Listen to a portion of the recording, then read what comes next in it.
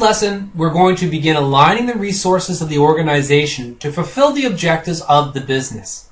Executives from each of the functional areas are asked to play a role. In fact, one of the major tasks of the CEO is to structure the organization around the business strategy. And the idea is to capitalize on our strengths and to mitigate our weaknesses. The strategies here are broad and varied.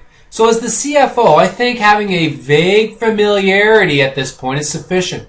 As you get into the development of the financial projections, you will be well positioned to assist your fellow executives in evaluating their strategic options. Functional strategy occurs at the department level, with an emphasis on the short and medium-term plans. These strategies must be aligned with the corporate and business strategy that we've talked about in each of the last 2 lessons. These strategies can occur in any and all departments of the company. Now, the lower we get on the pyramid, the more some may argue that we are now starting to talk about tactics, not strategies. And the distinction's not all that important, but let's try and draw a line in the sand somewhere. Functional strategy is the approach the department takes to achieve corporate and business unit objectives, whereas tactics are the specific action items we will take to deliver upon the strategies. Some example of tactics that we may take to support a functional strategy can include some of the following. Say offering a full product line of products in every segment to close entry points to competitors. Or say we sign exclusive agreements with suppliers and distributors. Or say we offer low-cost training to our customer to raise the switching costs. Or perhaps we lobby the government to raise entry barriers through trade barriers or pollution standards, for example. Those are all examples of tactical approaches to achieving strategic objectives. So in the slides that follow, we will quickly review the common functional strategies for each department, mainly to broaden your understanding of how the corporation approaches business strategy at the functional level. My goal in this lesson is to better enable you to facilitate a robust discussion and analysis of functional strategy, less so to develop it yourself as the CFO. So let's start by looking at some of the marketing strategy. Developing new products for existing markets is a way of leveraging existing customers to improve market penetration. For example, Crest has used its brand to move beyond toothpaste into toothbrushes, dental floss, and whitening strips. A hypothetical example of developing a new product for a new market would be if, say, Crest developed a dental product for pets. Though I'm not sure that would be complementary to their human version of their toothpaste and other dental products. Keep in mind your ANSOP matrix for analyzing these sorts of strategies that we talked about in an earlier lesson. It's in your strategy toolkit that you can download from the financelearningacademy.com. Push marketing strategies are designed to push product through the distribution channel, typically through trade promotion. Trade promotion is required to gain shelf space in retail outlets, and it includes anything from discounting to in-store specials to advertising allowance and volume rebates. Pull marketing strategies pull market through the distribution channel, through advertising and marketing spend, to build brand awareness so that the shoppers demand the product from the retailers.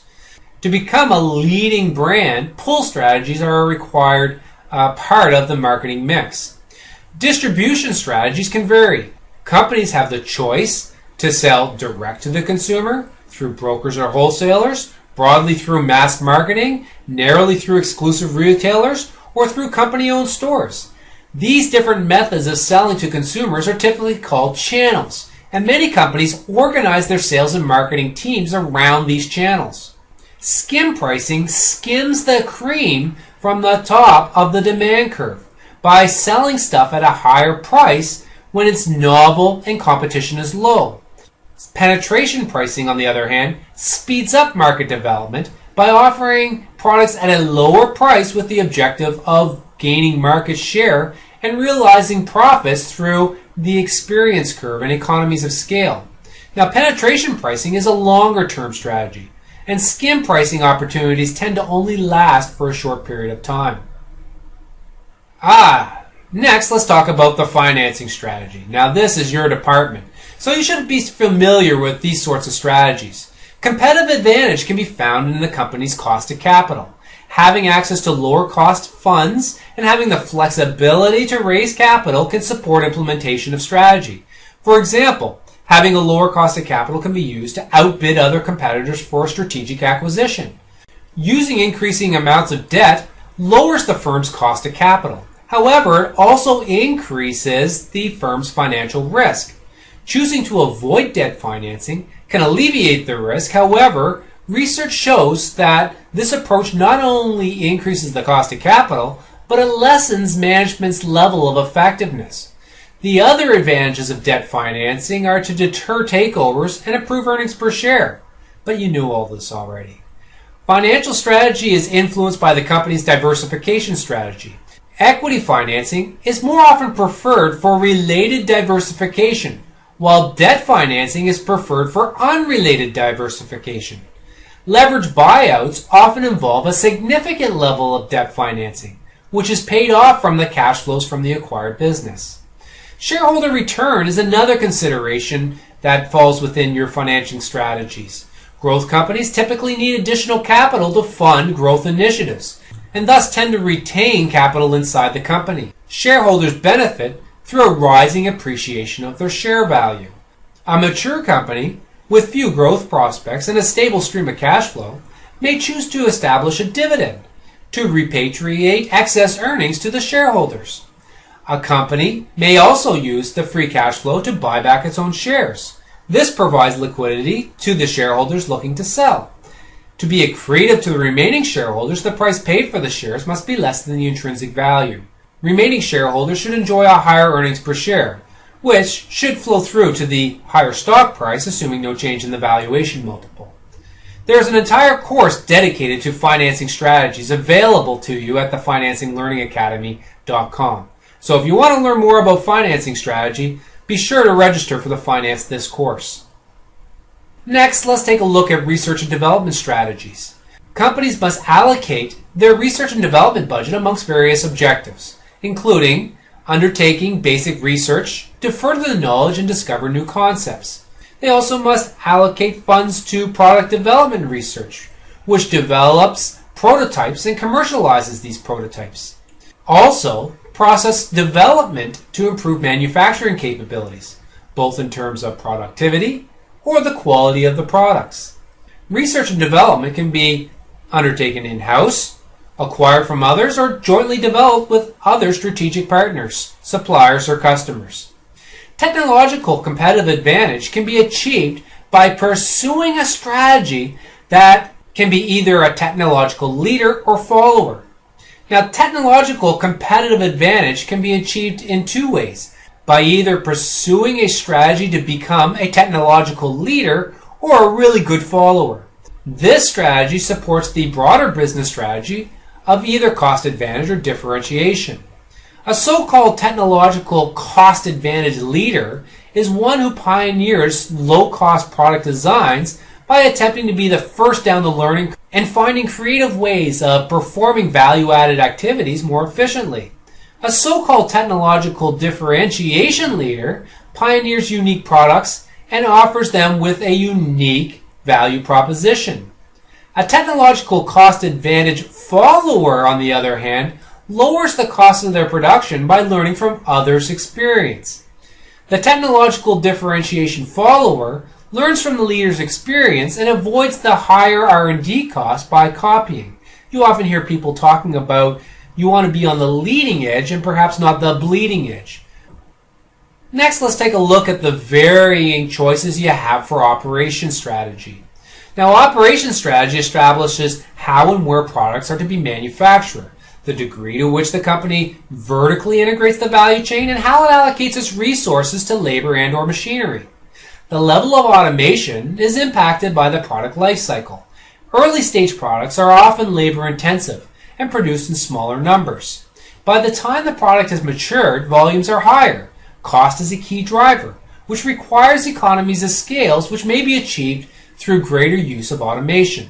Modular manufacturing is a strategy where sub-assemblies are pre-assembled by suppliers. The original equipment manufacturer, or OEM, integrates the module to create a final product. You'll often see this type of a strategy used in the production of trains, planes, and automobiles. Mass customization allows a customer to get exactly what they want and when they want it. Obviously, this requires a high degree of flexible manufacturing capacity to quickly respond to the customer's needs. This strategy requires linkages with R&D strategy to achieve this objective. And so here you're going to be looking for advantages associated with economies of scope. Next, let's take a look at purchasing strategies. And purchasing strategy establishes how a company will buy its raw materials, parts, and supplies. Now, multiple sourcing is a purchasing strategy where the company sources purchases from multiple vendors. This forces more competition between the suppliers, which some believe reduces purchasing costs. It also has the advantage of having a diversified supplier base and redundancy in the event that one supplier is unable to deliver. Sole sourcing is when the company procures its supply requirements from one vendor. The advantages here are that the company is better able to control the quality by working more closely with the vendor. Sole sourcing also enables the company and the supplier to work toward enabling such strategies as just-in-time inventory management, which is more difficult when the company is supplying from multiple sources. Sole sourcing reduces cost as well. Transaction costs are minimized. Purchase costs may also be minimized as suppliers are able to realize greater economies of scale and pass some of those savings along to the company. However, the obvious downside is that if a supplier is unable to deliver, the company may be detrimentally impacted by losing access to a key supply. A parallel sourcing strategy is one where the company contracts for sole sourcing for two different parts with two different suppliers. However, both suppliers back one another up for the production of the other. Next, let's take a look at logistics strategy. And logistics strategy deals with the flow of raw materials into the manufacturing process and the flow of fixed goods from the manufacturing process to the storage and ultimately the customer. Centralized logistics groups have the advantage of aggregating shipment volumes across the corporation and multiple lines of business. If a company is sending a truck from the East Coast to the West Coast, the cost of a load is largely fixed, and any unused space on the truck is a lost opportunity and a cost inefficiency. Because many companies do not have the volumes to achieve full truckloads, they may be able to outsource logistics, and resulting in lower costs and better delivery performance. Warehousing is another complex logistics function. Large centralized warehouses may work for companies that make large deliveries to customers and where the timing of the delivery is not crucial. However, many businesses have regional or local distribution warehouses that are necessary to meet customer needs. Outsourcing distribution and warehousing to brokers or others may be another form of dealing with this challenge. Warehousing is another largely fixed cost, and improving the utilization of the warehouse can result in substantial efficiencies. For example, by automating inventory management or installing racking that maximizes the storage capacity of the facility. Next, let's take a look at the human resource management strategies. Companies make all sorts of choices on what skill level of employees they hire, which impacts the rate of pay as well as their level of productivity. The company needs to weigh the trade-off between productivity and the labor rate savings. Training and development strategies can play a role in improving productivity. Work teams have been shown to improve productivity and overall quality. However, working in teams requires new skills and management styles. Temporary workers and part-time workers are making up an increasing proportion of the workforce. And these temporary workers provide the company with greater flexibility, but they may have a trade-off of lower skills resulting in quality challenges, or create labor relation issues with the full-time workforce if they feel their positions are being threatened. Diversity is not only a legal challenge. Diversity can become a competitive advantage for certain companies. Retailers are a good example, where they have historically relied on young workers to staff their stores. However, this has resulted in a transient workforce that may not be well aligned with its target customer segment that exists in diverse neighborhoods. Some retailers have experienced success with recruiting more mature workers, which have been shown to result in lower turnovers. Some retailers have seen success with hiring workers from varied ethnic backgrounds, particularly where the ethnic backgrounds reflect the makeup of the customer segments in specific locations. And finally, we have information technology strategies, and there are many different approaches to information technology. IT strategy needs to support not only the business strategy, but all the other functional areas as well. And finally, before we close this lesson, let's just take a moment to talk about outsourcing strategy. When should you consider outsourcing and when should you go it alone? When should you consider entering into an exclusive supply agreement?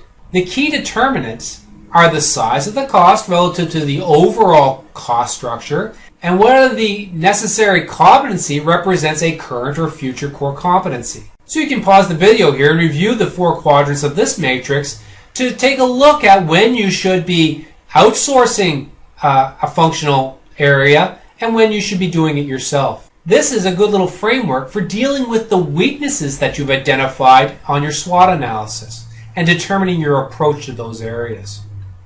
In this lesson, we briefly touched on the common source of functional strategies for each department inside the business unit. Obviously, the point of this exercise is to take advantage of our strengths to exploit opportunities, while at the same time mitigating weaknesses and defending against the threats. Outsourcing various functions is one way of focusing our efforts on our areas of core competence. That's all for this lesson, so until next time, don't stop to get to the top. When you get to the top, don't stop.